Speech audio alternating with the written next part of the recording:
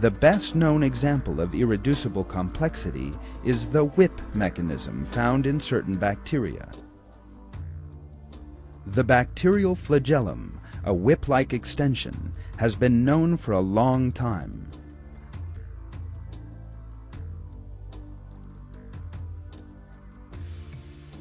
Observations in the last decade, however, astonished the scientific world when they revealed its detailed structure. That is because the whip was shown to function not with a simple vibratory mechanism, as had been thought earlier, but with a very complex organic motor.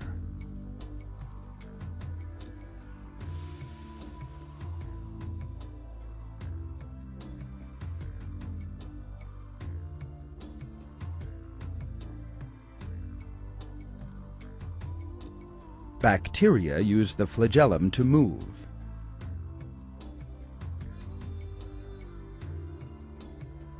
This whip is the only organ in the world of living things capable of a genuine rotating movement.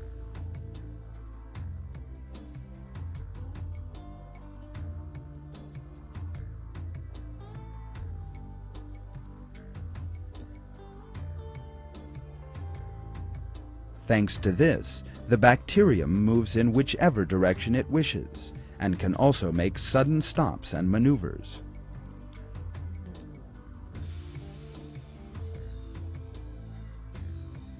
Thanks to the flagellum's spiral fibers and the engine in the root, the bacterium can spin like a propeller.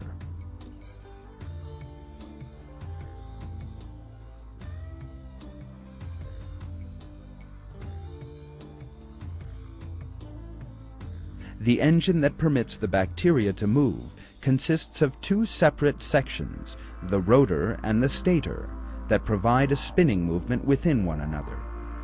Moreover, instead of ready stored energy, a flow of acid in the bacteria membranes is used as a source of energy. The engine mechanism consists of 40 different components, a structure with a complexity that cannot be reduced to a simple form.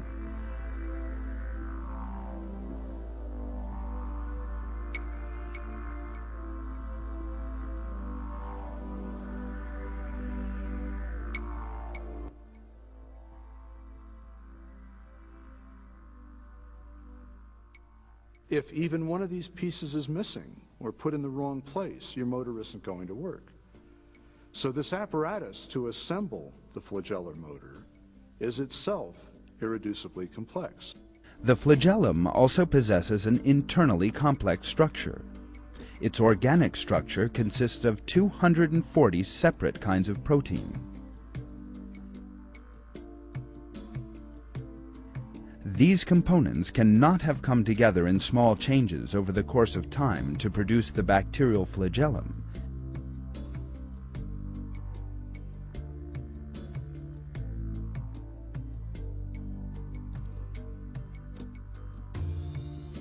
Since every tiny component is an organ that serves no purpose on its own.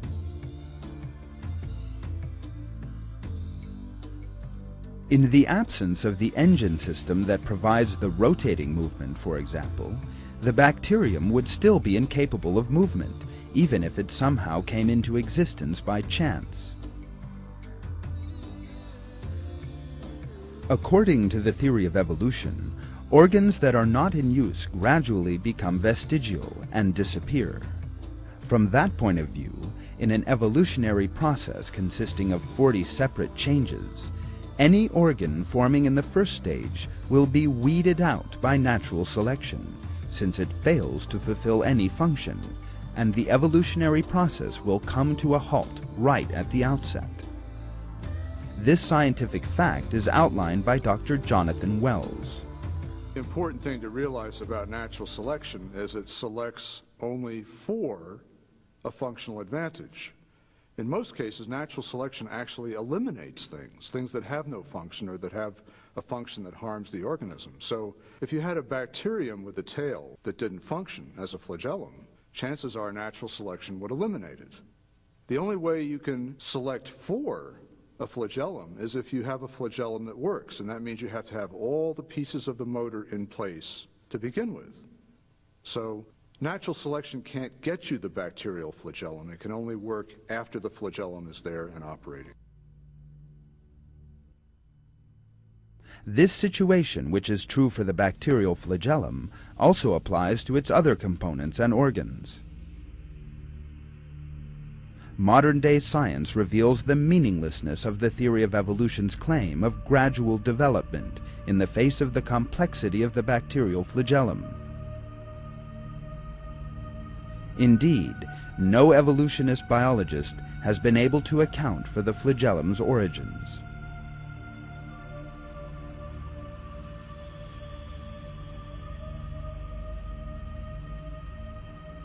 The bacterial flagellum can only exist if all its components work flawlessly and at the same time.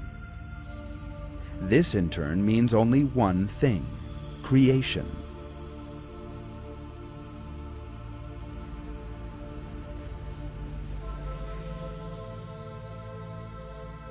In the same way that the engines that allow cars to move are the products of superior engineering, so this mechanism that allows bacteria to move is the product of a superior knowledge.